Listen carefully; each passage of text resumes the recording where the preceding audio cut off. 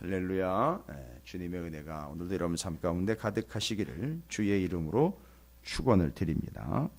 자, 먼저 3장 5절을 먼저 좀 보겠습니다. 오늘 우리가 4절까지 짧게 봤는데 5절 말씀을 보니까 여전히 사도 바울은 고린도 전서가 시작되면서 고린도 교회의 심각한 여러 가지 문제 중에 제일 심각한 문제, 제일 넘버 원으로 치고 있는 문제인 파벌의 문제를 아직도 다루고 있습니다.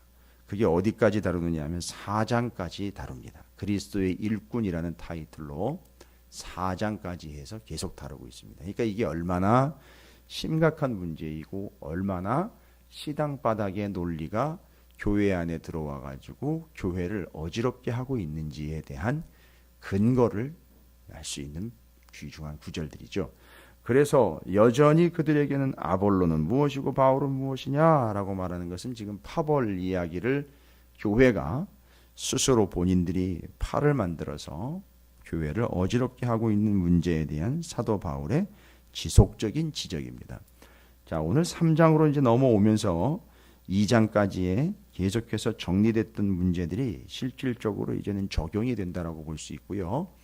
이제 앞에 있는 게 좀 이해가 돼야 오늘 말씀이 또 이해가 됩니다. 왜 갑자기 어린아이가 등장이 됐고, 왜 또 젖 먹는 것 이야기가 됐고, 여전히 육신에 속한 자, 그 다음에 여전히 사도 바울에 의해서 지적당하고 있는 고린도 교회의 심각한 문제, 파벌의 문제. 그러니까 여러분, 파벌의 문제는 잘남과 지식과 철학의 문제가 아니라 아직 덜 성장, 미성숙, 미숙, 유치한 문제다라는 것을 이야기하고 있는 거예요. 가벼운 문제라는 게 아닙니다. 그 수준이 아주 이 바닥이다라는 것을 이야기하고 있는 겁니다. 물론 어린아이와 같지 않으면 천국에 들어갈 수 없다라는 예수님의 비유는 어린 아이들의 그 순수성을 이야기하는 겁니다. 그러나 여기서는 어린아이들의 순수성을 얘기하는 게 아니라 자라지 못하여 그들의 수준에 맞춰서 맞춰줘야지만 클 수 있는 아직 미약한 수준을 이야기하는 거고, 그 어린 친구들이 노는 걸 보면 서로 네 편 내 편을 나누어서 가르는 그 모습들, 아주 유치한 모습들을 교회에서 발견할 수 있다. 이 유치한 자들아, 아직도 수준이 미천하여 계속해서 밥을 먹일 수 없고 젖이나 미음이나 먹여야 되는 그런 아주 연약한 수준에 있는 교회요 라고 말합니다. 이 말에는요, 내가 개척한 지가 얼마가 됐고 복음이 거기 들어간 지 얼마가 됐는데 아직도 여전히 그 수준에 머물러 있느냐, 이런 얘기입니다. 그래서 사도 바울이 앞에서 이미 이야기한 어제 저녁에 제가 충분히 좀 정리를 했습니다. 2장 전체를 정리를 하면서 말씀을 드리는 바, 세상의 지혜와 하나님의 지혜가 계속 충돌을 하고 있습니다. 이게 충돌할 문제가 아니거든요. 그리고 우리가 그걸 비교를 할 문제가 아니거든요. 참 하나님 앞에서 얼마나 우리가 불경건하고 불성실하고 얼마나 교만하고 얼마나 닳고 닳았는지, 하나님의 지혜와 세상의 지혜를 우리 주제에 판단한다라고 앉아가지고선 이건 이렇고 저건 저렇고를 스스로 생각이랍시고 철학이랍시고 명상이랍시고 묵상이랍시고 앉아가지고선 하나님의 지혜와 세상의 지혜를 비교하고 앉아 있습니다. 여러분, 이건 비교의 대상이 아닙니다. 절대 비교해서는 안 되는 일입니다. 하나님의 지혜는요, 하나님의 계시입니다. 하나님이 알려주시지 않으면 알 수 없는 것.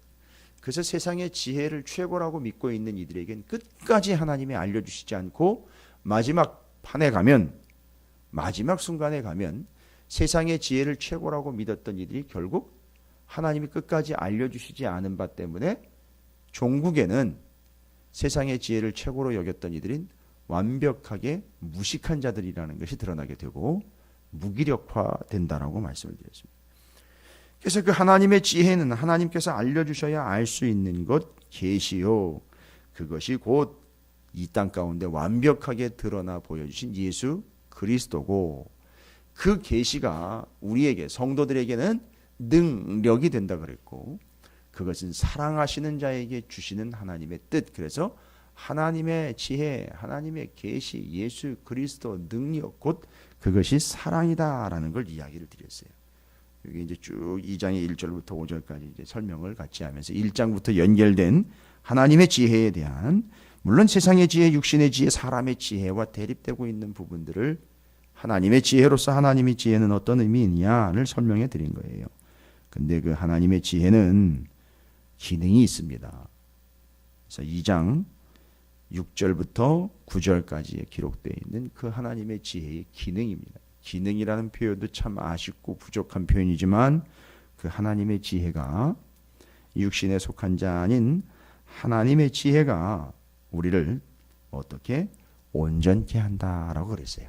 2장 6절에 온전이라는 말은 우리를 장성하게 한다. 장성이라는 말은 성장과 성숙을 이야기하는 겁니다. 그래서 그 하나님의 지혜인 하나님의 계시는 우리에게 능력이 되고 우리의 사랑입니다. 바로 그게 우리를 어떻게 하게 하느냐 하면 우리를 장성하게 한다라는 겁니다. 그래서 제가 어제도 말씀드렸죠. 그럼 밥 한 번 먹고 마는 거 아니지 않습니까? 어린아이가 태어나자마자 그렇게 계속해서 젖을 먹는 이유는 계속 먹음으로 인하여 장성하게 되고 커가게 된다라는 겁니다. 그래서 이 교회와 성도들은 하나님의 계시와 하나님의 지혜인 말씀과 하나님의 뜻, 예수 그리스도 십자가 드러내 보여주신 것들, 그것에 지속적으로 노출이 되어야 성장할 수 있고 장성할 수 있다라는 말씀을 드렸어요. 그래서 그 하나님의 지혜는 우리를 장성하게 합니다. 하나님의 지혜는 2장 7절에 우리를 영화롭게 한다라고 했습니다. 우리의 영광을 위함이다라고 그랬는데, 우리가 우리 이름을 낯내고 드러내는 일이 아니라 이 우리를 영화롭게 하고 영광에 초대하시고, 하나님의 영광에 초대하시며 하나님이 우리에게 영광을 허락해 주셨고 우리를 영화롭게 했다라는 모든 표현들은 다 일맥상통 한 가지 뜻이라고 했습니다. 영화롭다, 우리의 영광, 그 영광에 참여, 바로 우리가 우리의 이름과 우리의 낯을 내는 것이 아니라 우리를 통해 하나님의 이름이 드러나도록 한다라는 게 그 세 가지 뜻이에요. 우리는 참 오해를 많이 하고 있습니다. 그래서 믿음 생활 잘하면 저 사람 참 믿음 좋아, 그것도 그 사람이 영광을 받는 겁니다. 결론은 그런 것이죠. 참 일 열심히 해, 참 의도는 좋은데 그걸 받아들이는 입장에서는 자기를 스스로를 자기 의에 빠지게 만들어서 자기의 이름이 드러나게 한다라는 것이죠.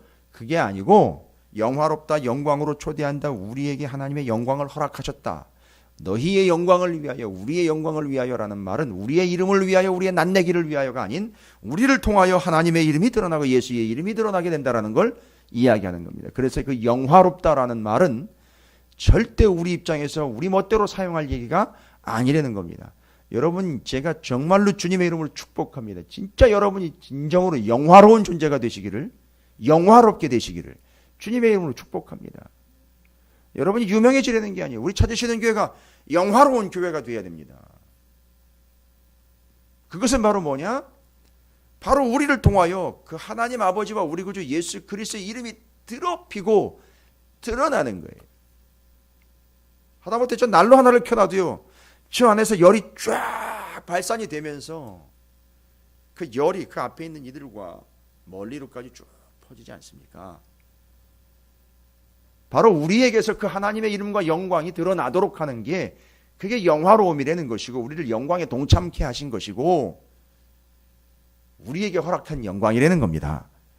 그래서 그 하나님의 지혜인 그 계시는 우리로 하여 온전하게 하며 우리를 장성하게 합니다. 또한 우리를 영화롭게 합니다. 우리를 통해 하나님이 드러나게 하십니다. 또한 2장 9절에는 바로 그 하나님의 지혜인 하나님의 계시는 우리를 사랑하심에 대한 증거다라고 얘기했습니다.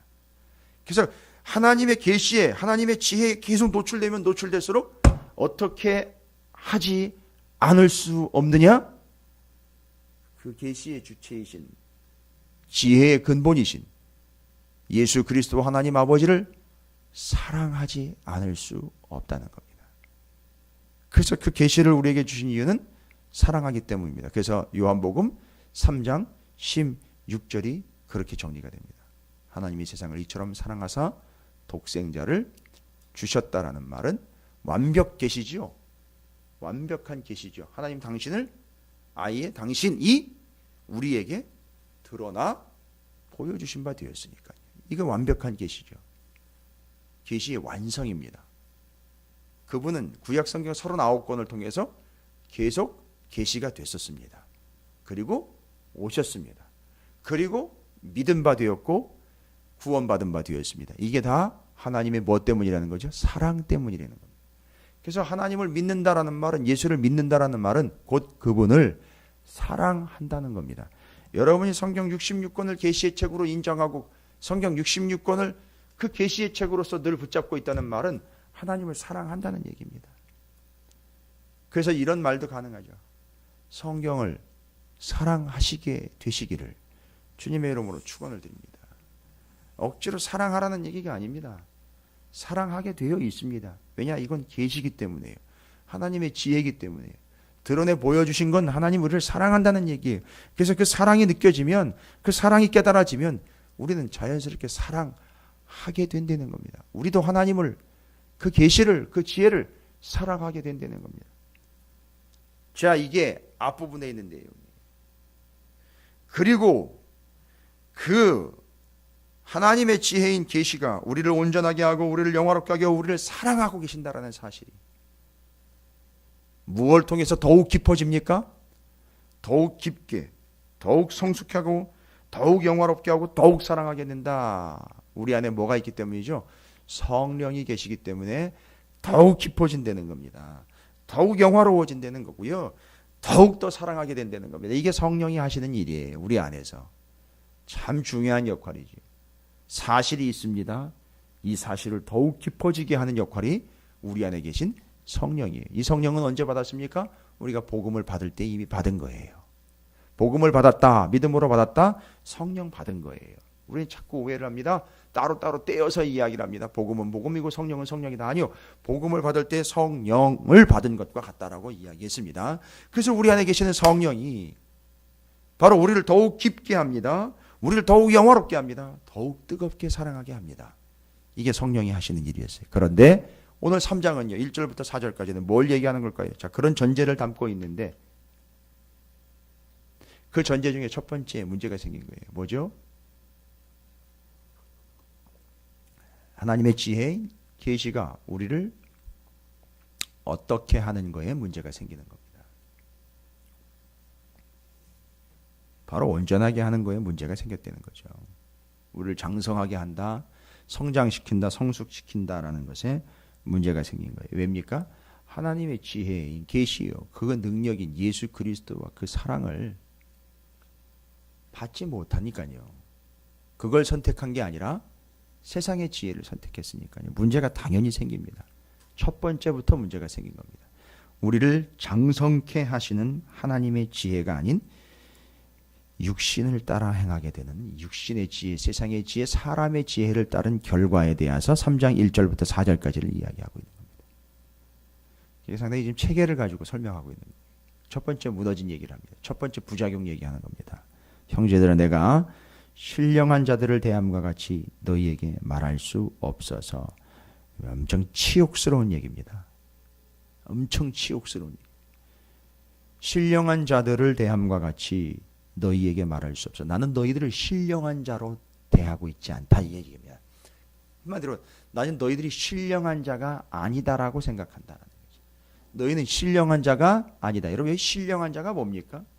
예언을 하고 뭐 내다보고 뭐 방언을 하고 병을 고치고 뭐 이런 이상한 은사가 없는 사람들이 신령한 자가 아니다라는 얘기, 그런 얘기가 아니지 않습니까?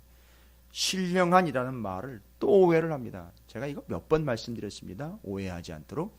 신령한이라는 말은 영빨이 있다 이런 얘기가 아니에요. 점쟁이다 이런 얘기가 아닙니다. 뭔 능력이 있다 이런 얘기가 아니에요. 신령한이라는 말은 아주 정확한 겁니다. 자꾸 자기 멋대로 은사주의자들이 막 획책을 해버렸어요. 신령하다라는 말이. 괜히 사람 눈만 보면 그 마음을 막 깨뚫고 있는 것처럼 막 이렇게 전에 있던 거 앞으로 있을 것까지 다 내다보면서 막 예언까지 해야 되고 막 내다봐야 되는 것처럼. 신령한 건 그런 게 신령한 게 아닙니다.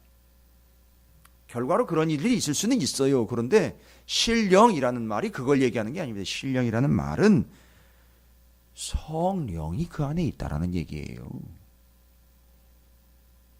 뭐 자꾸 오바를 해가지고선 이상한 현상들을 자꾸 겹쳐가지고선 신령이라는 말은 아까 제가 말씀드렸잖아요. 우리 안에 성령이 계셔가지고 더욱 깊게 하고, 그리고 그 무엇이 그건지 무엇이 아닌지를 분별을 해내고요. 분별을 해냈으면 판단을 해서 실행으로 옮긴다는 얘기입니다. 이게 성령이 하시는 일이거든요, 우리 안에서. 그러니까 신령하다라는 말은 그 안에 성령이 함께 하신다는 얘기예요. 성령 충만이라고도 바꿔도 되는 얘기입니다. 그런데 너희는 신령한 자들이 아니라는 거예요. 그러니까 문제는 어떻게 생깁니까? 그 안에 영이 함께 하시지 아니, 성령이 아예 계시지 않으니, 충만은커녕 성령이 함께 하시지 않으니. 왜요? 세상의 지혜를 자꾸 받아들이며 하나님의 지혜는 외면하니까요. 어떤 문제가 생깁니까? 성령이 우리 안에서 하시는 일이 뭐였습니까? 그 더욱 깊어지게 하고 무엇이 그렇고 무엇이 아닌지를 분별하게 합니다. 그게 앞에 나와 있는 거죠. 10절부터 16절까지, 2장 10절부터 16절까지 더욱 깊어지게 하고 분별을 하고 판단해서 행동으로 옮기게 하는데, 여러분 여기 고린도 교회 성도들은 신령하지 않다라고 했으니까 뭐가 무너진 거죠? 깊어지기는커녕 얕은 데서 지금 헤엄치고 있는 수준이고요. 분별을 못하고 있는 것이고요. 판단은 더군다나 기대도 못하는 겁니다. 그러니까 엉뚱한 곳으로 튀고 있는 겁니다. 분열되고 파벌로 다른 것으로, 아닌 것으로 행하고 있는 겁니다. 이게 지금 신령하지 못한 자들의 심각한 상황을 이야기하는 것이고, 그렇기 때문에 그렇게 신령한 자들을 대함과 같이 너희에게 말할 수 없어서 어떻게 대한답니까? 육신에 속한 자 곧 그리스도 안에서 어린 아이들을 대함과 같이 하노라. 여러분, 어린 아이로 무시한다가 아니라 아직 이 고린도 교회의 성도들의 수준이 어떤 수준이라는 거죠? 어린 아이 수준이라는 겁니다. 아직도 머물러 있다라기보다는 후퇴를 한 거예요. 왜지요? 장성과 성숙은 무엇을 통해서 이루어진다라고 분명히 앞부분에서 이미 다 얘기를 했어요. 2장에서. 무엇을 통해서 그리스도인의 온전함과 장성함과 성장과 성숙을 가능케 했다라고 제가 좀 전에도 설명드렸죠. 잘 정리하시기 바랍니다. 이건 성경에 나와 있기 때문에 그렇습니다. 우리를 온전케 하며 장성하고 성숙하게 하는 것, 바로 하나님의 지혜가 우리를 그렇게 합니다. 그런데 이 사람들은요, 육신에 속한 자 곧 하나님의 지혜가 아닌 세상의 지혜, 사람의 지혜를 선택했기 때문에 그게 똑똑하고 현명한 짓인 줄 알았는데 결국 어떻게 됐습니까? 자기들이 여전히 어린아이 수준에 머물러 있는 답보 상태, 후퇴 상태로 지적을 받고 있는 겁니다. 그게 이제 설명이 되는 거예요. 그래서 갑자기 어린아이를 등장을 해가지고 창피하게 만들려고 한 게 아니라 그들이 하나님의 지혜가 아닌 세상의 지혜를 선택한 부작용을 이야기한 겁니다.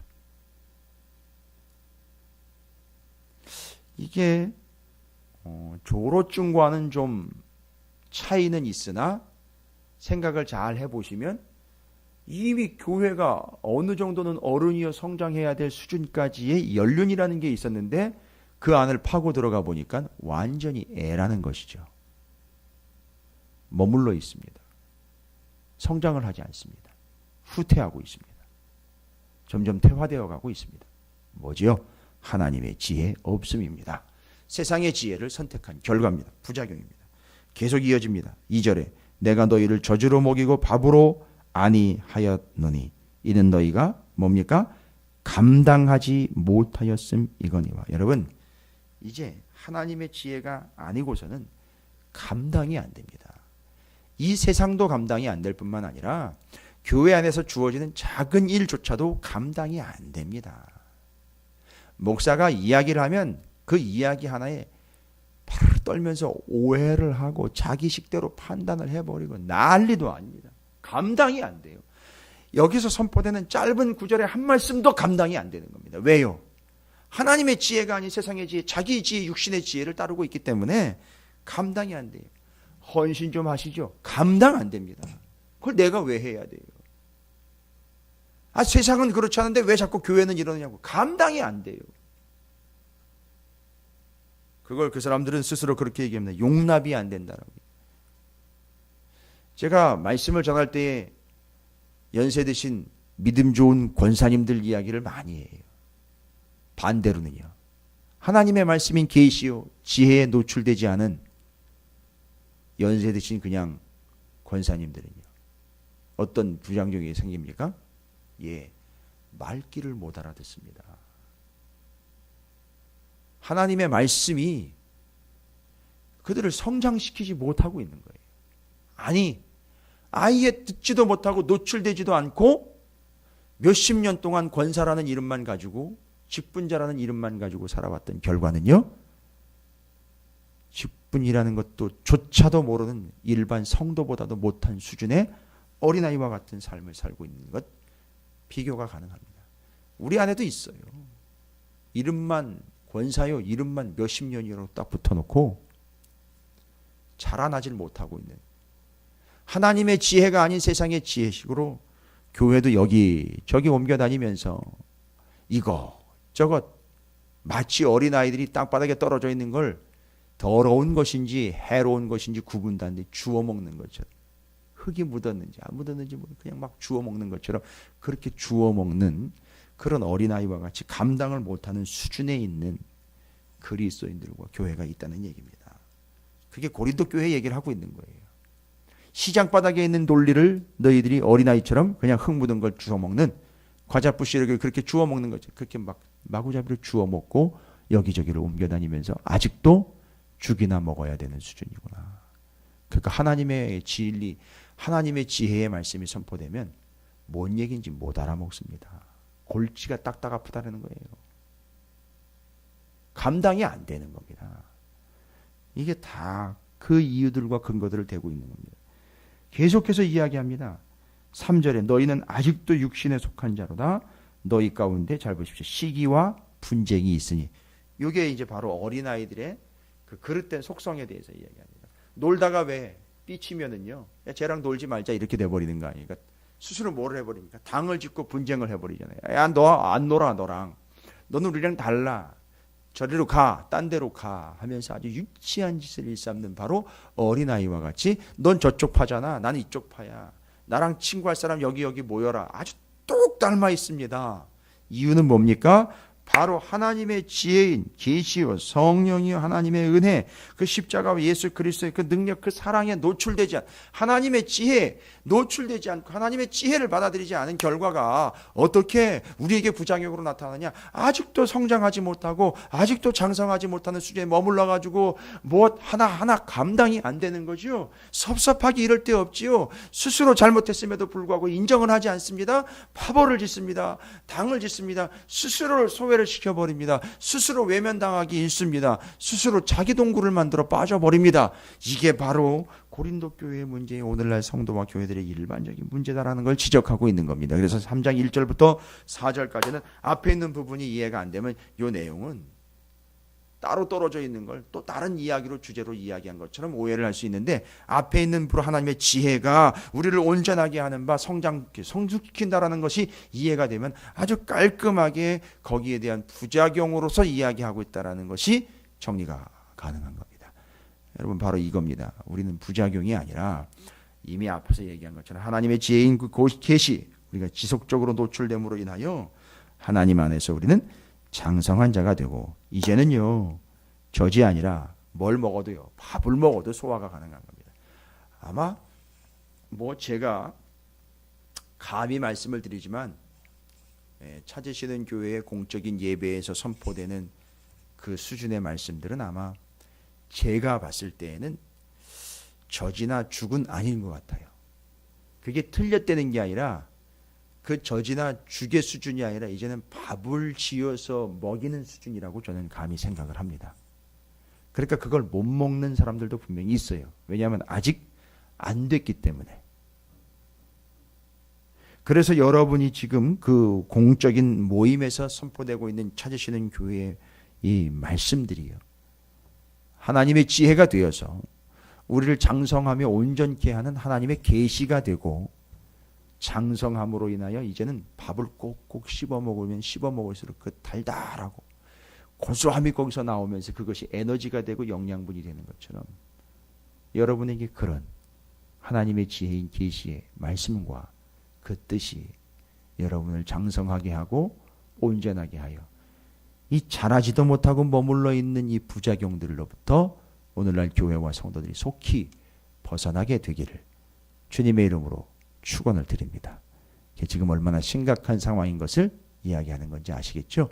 파벌 문제로 심각한 얘기를 하지만 바울은 한마디로 일축해버립니다. 참 유치하구나 너희들. 아직도 수준이 그 정도로구나 라고 일가를 해버립니다. 더욱 필요한 건 뭡니까? 파벌 간의 화합이 아닙니다. 여러분, 파벌 간의 화합이 아니에요. 중재가 아니에요. 뭐하죠? 서로 양쪽을 다 어떻게 시켜야 됩니까? 성장시켜야 돼요. 그래서 다른 게 없어요. 계속해서 하나님의 지혜인 계시의 말씀들과 뜻을 지속적으로 선포해야 되고 우리의 성도들은 거기에 계속 노출이 되어야 이 문제는 해결된다는 거예요. 그래서 바울이 고린도전서를 쓴 이유가 바로 그겁니다. 우리가 말씀을 받고 선포하는 이유가 바로 그겁니다. 여러분 모두가 다 그렇게 하나님의 지혜인 계시로 인하여 성장, 성숙, 밥을 씹어 먹어도 소화시켜 그것이 여러분에게 에너지가 될 수 있는 거룩하고도 성숙한 온전한 그리스도인의 삶으로 오늘도 하나님의 영광을 드러내는 복된 삶을 살아가시기를 주님의 이름으로 축원을 드립니다. 자, 오늘 말씀 기억하면서 여러분 교회 안에 문제가 있어서가 아니라 혹여라도 교회 안에 이런 조짐과 이런 징후가 있다면 하나님의 진리의 지혜의 말씀 그 계시로 인하여 해결되게 해주시고 우리가 그 계시로 지혜로 인하여 성숙 성장 온전케 되기를 소망합니다. 주의 이름을 크게 한번 부르시고 통성으로 기도하도록 하겠습니다. 기도하겠습니다.